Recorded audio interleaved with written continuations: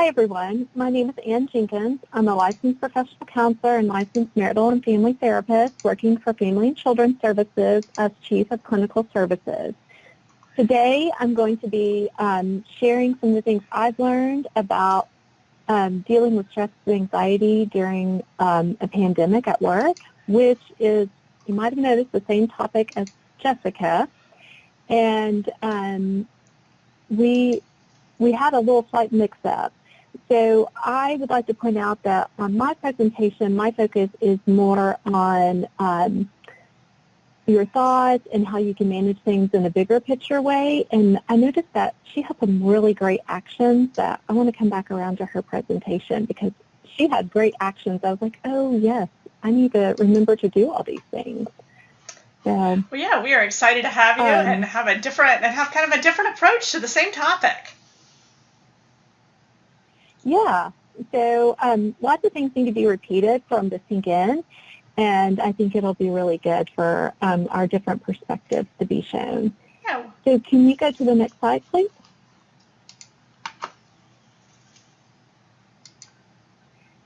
So I wanted to talk a little bit about the reality of living in a pandemic because I think as we go through the things that we're experiencing or have experienced, sometimes we don't take in everything that is happening to us.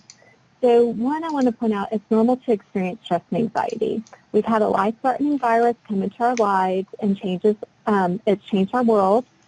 You're going to experience stress and anxiety. Our work and personal lives have changed. We've spent weeks in our houses, some working from home, some people not being able to work, some working out in public, adjusting to your children, going to school online. And then we've been cut off from the things in life we've enjoyed, eating out, movies, sporting events, cultural events, all these changes all at once. And then we've had to continue to make adjustments on a daily basis and just keep that up. So just recognizing that is a lot that we've all been very successful this year. It can be a traumatic experience. Having COVID or witnessing someone die from COVID can be traumatic. Many people couldn't be with their loved ones due to hospital restrictions. Stress and anxiety are going to be part of this traumatic experience and ongoing. It doesn't end with the event, but it's going to continue with our memories of it. So being aware of that, if it happened to you, and patient if it's happened to somebody else, because they might really be struggling. And it's a reason you're going to have stress and anxiety. Stress and anxiety may raise and lower, and I think you've heard this as the other speakers have talked. They've talked about different events and things that have happened. So you might have had lower stress and anxiety as you heard about the vaccines coming out and being available and thinking about returning to more of a normal life. But then your stress and anxiety might have gone a lot higher depending on what's happened in your life throughout this, with your family, with your work situation, children struggling at school. Several people mentioned managing their children and Zoom meetings at the same time. Not easy. So that's going to ebb and flow. So be patient with yourself. And then we've had a ton of first time. And it's at first-time failures because I don't think any of us did everything perfectly as we've gone through this. So I really looked out for some podcasts and stuff, and Brene Brown is a researcher and a social worker who's great at saying what we're feeling. And she said first times are when we have no relevant experience or expertise. The vulnerability, the uncertainty, and the fear of these firsts can be overwhelming. Yet showing up and pushing ourselves past the awkward learner stage is how we get braver. And so I think the pandemic has made all of us have a lot of first times. The first time running a virtual meeting, first time wearing a mask, ordering things online, figuring out how to serve our customers and be safe. And not all these things have gone perfect. I've had to learn a lot and admit when things didn't go well and then move forward, make adjustments. So, several of my coworkers talked about thinking they were muted or thinking their video was off when it wasn't. I personally had my cat knock over my computer screen when I was leading a meeting, made decisions on things at work that did not work well. So we really need to give ourselves credit for showing up and we're learning and we're trying and moving forward from that experience. Next, I don't know if you guys have read the article, but an article written by, and I may not pronounce his name right, but Vignesh Ramachandran, he outlined what Stanford studies have shown about Zoom meetings. Zoom is the identified brand name that we all relate to, but some of us are Teams and different platforms. But there are 4 main effects of Zoom meetings that are fatiguing. So that can cause a lot of stress and anxiety for us. The amount of eye contact we engage in on video chat, as well as the sizes of the faces on screens, is unnatural. So this creates a more intense experience that you wouldn't normally have in a face-to-face meeting. You don't normally look into people's eyes the whole time during a conversation. And then as a listener in a meeting, you're not focused on. But when you're on a virtual meeting, the speaker isn't the focus. It rotates, or let me say that again. As a listener, you're treated like the speaker. Like in a normal meeting, the focus rotates, but we don't do that in virtual meetings, so we're constantly on. Next, seeing yourself on video chat is in real time is fatiguing. In real life, we would never have a mirror in front of us all the time. It's stressful to constantly be aware of our every move and the image of ourselves, and that can really lead to a negative self-image and being hypercritical of yourself if you're not careful about that. So if possible, a simple way to resolve that is to block the picture of yourself or the video. Virtual chat can also dramatically reduce our usual mobility. So you may be working from home and being all virtual, or you're at work and having virtual meetings for social distancing, safety reasons. And we go from meeting to meeting with little walking or standing. So previously I used to drive to different work sites, walk up and down stairs between floors, but now it's almost all of my day, and so I have to make it a point to stand up. So that can be exhausting and cause a lot of stress. The last thing that they found was the cognitive load is much higher in video chat. So we have to concentrate harder to interpret nonverbal behavior versus in-person, where we can take in information more naturally. So during in-person meetings, you normally start with informal chit-chat, and then you start the meeting, you can look around the room and pick up cues for when we can speak and contribute. But during a virtual meeting, you may start to talk at the same time as another person and can't tell when it's your turn to speak, and it just becomes very awkward. So these are little pieces that can contribute to that ongoing stress and anxiety in the workplace. I have found a benefit, though, to all these Zoom virtual meetings. I really have enjoyed getting to see other people's pets and meeting them. And people have the most creative names for their dogs and cats. It's really fun. But last is a little sadder note that we need to recognize, and this is part of the reality of living in a pandemic, is that grief is real. As I mentioned above, in some of my other points, we have and are experiencing our world changing, not all in a positive way. People have died, they've lost jobs, and then they've lost the things in their life that bring them joy. So it's really important to recognize the things or the persons that you're missing in your life. Without this recognition, we can hold things inside and feel pain, but we're not aware of what's causing it. An example of this might be that you're really struggling to get off the couch once you sit down in the evening and you can't understand why. There's sometimes that mental and emotional exhaustion. You might not have experienced it before. It might be related to grief, so just give that some consideration. So we can take advantage of that if we do need help, because it's very convenient for us to do so. Next slide, please. So as we go through the next phase is ways to decrease the impact. So be thinking about some ways that you can decrease the impact and stress as I go over these. If there's, you have some questions at the end that I need to explain a little bit more, because these are just some really simple things you can do. Acknowledge that you or others around you may be experiencing that stress and anxiety, plus many other emotions. During an individual conversation or in a meeting, acknowledge it's hard to be living in a pandemic. I'm not saying you have to have a therapy session, but more looking out for fellow human beings with compassion and understanding that life is hard normally, but it's even harder right now. And Be open to discuss how events outside of work may be impacting a person's ability to do their job. So we've had a lot happen in this year. A pandemic that's still ongoing.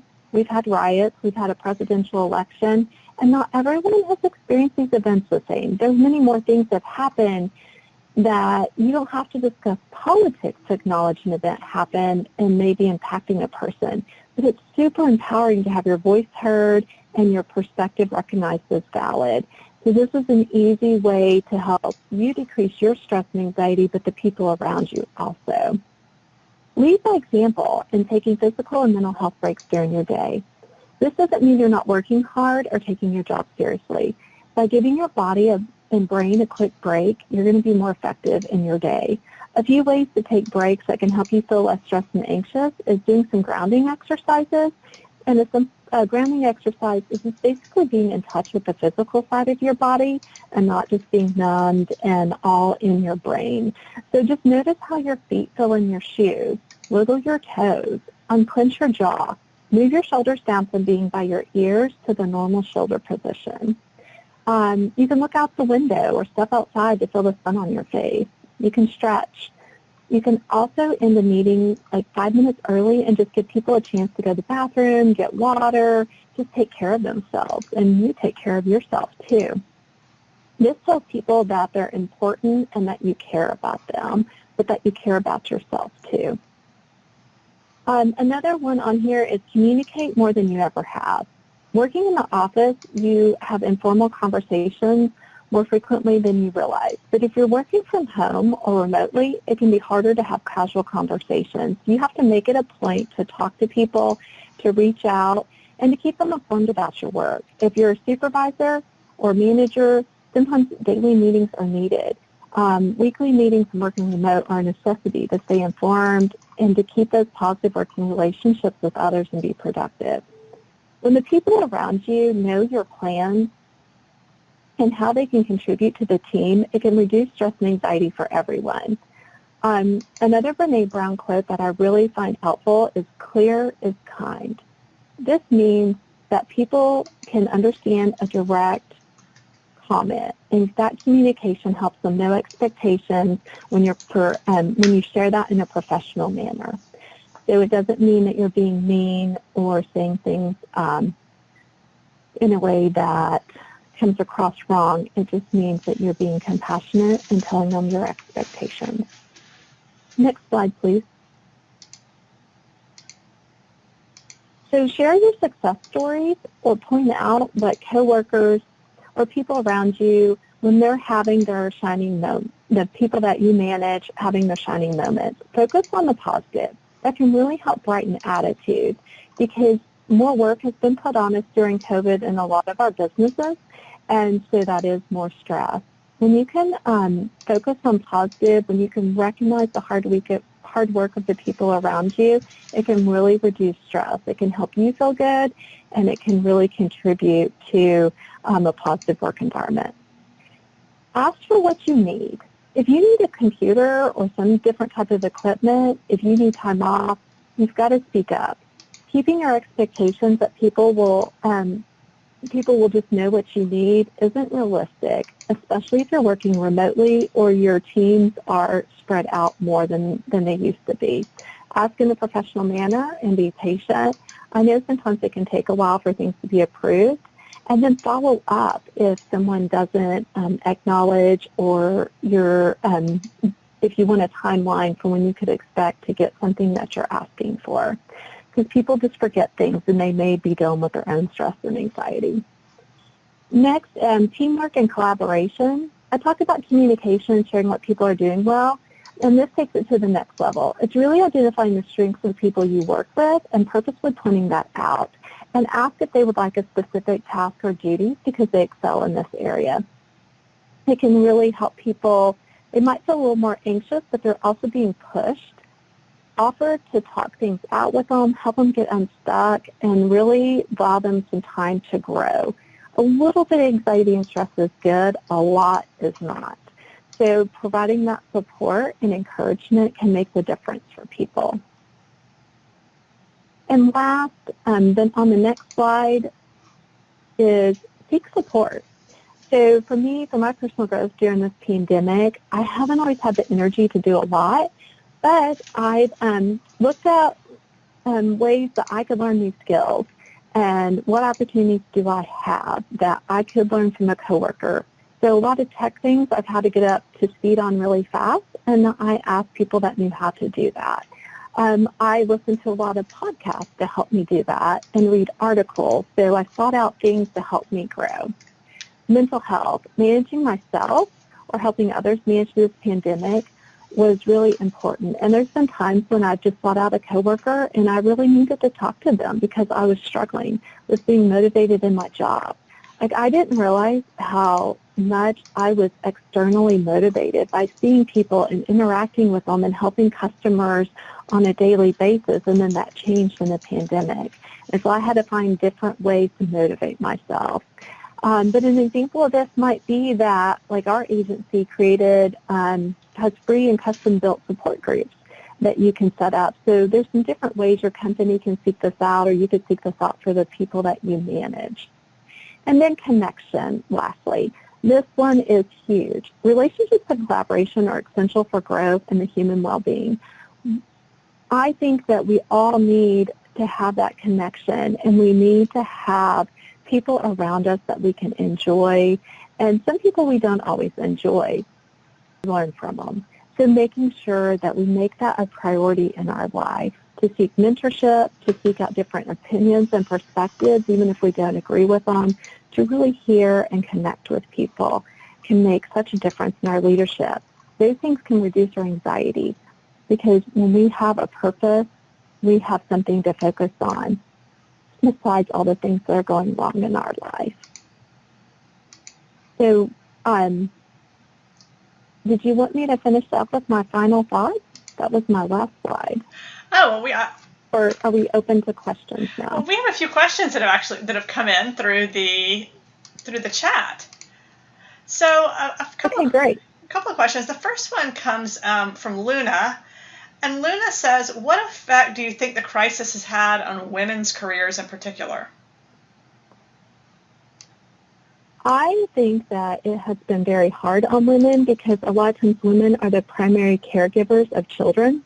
And if you have younger children, it's been hard to find childcare. And I think that put a lot more pressure on them to try and juggle work and taking care of their kids. Yeah. But I also think through remote work, go ahead. Oh, yeah, no, I agree. Keep going. Thank you.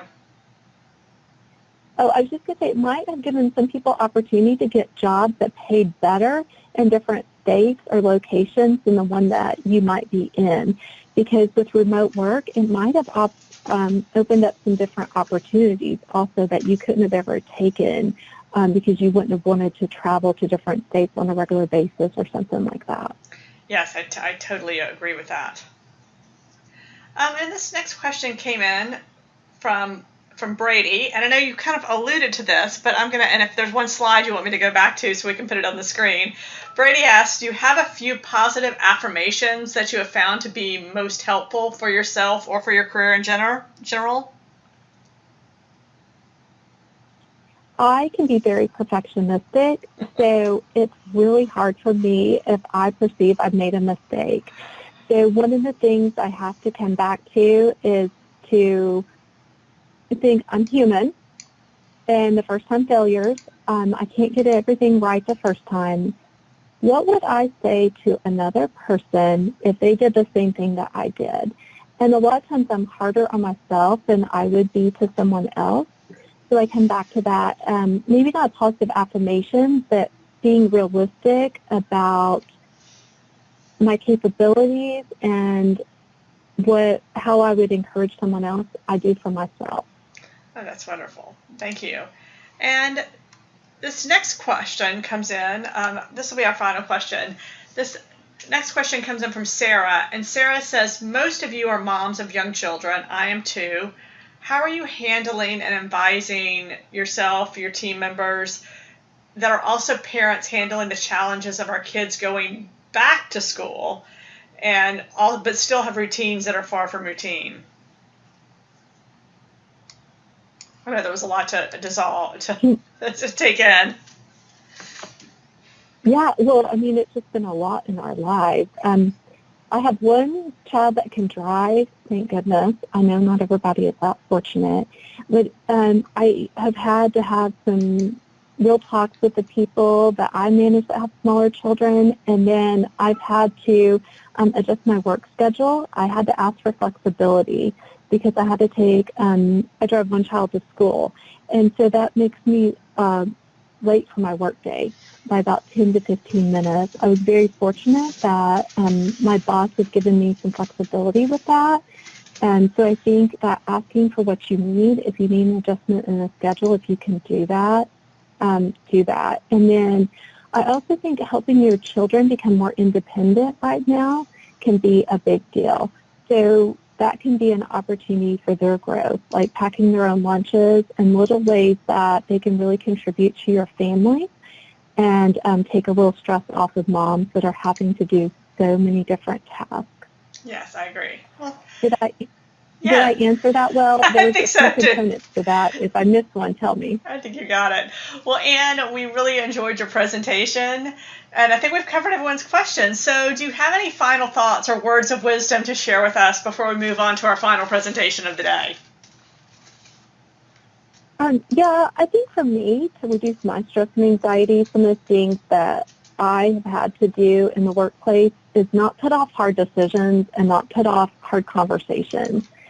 Like, that might mean just putting a thought into things, and it may mean to wait another day, but not wait another week or two. I've had to seek support, and I would encourage you guys to really have a good coworker or somebody outside of work that you can talk to about things, and then really be compassionate to yourself and kind as you would be to other people. And that can really go a long way to help you manage yourself in the workplace. Oh, well, thank you so much, Anne, for being with us today. We really enjoyed the presentation. Thank you for letting me be here. Wonderful.